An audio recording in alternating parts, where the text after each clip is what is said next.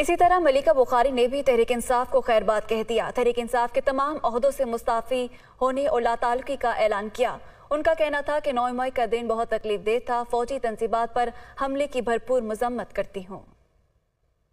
9 مئی کے جو غیر آئینی، غیر قانونی اقدامات تھے، جس طرح ریاست کے اداروں کے اوپر، فوجی تنصیبات کے اوپر حملہ کیا گیا، اس کی میں بھرپور طریقے سے مذمت کرنا چاہتی ہوں۔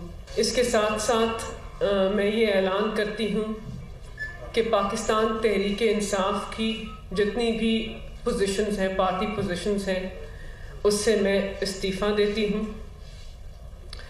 میں ایک وکیل ہوں۔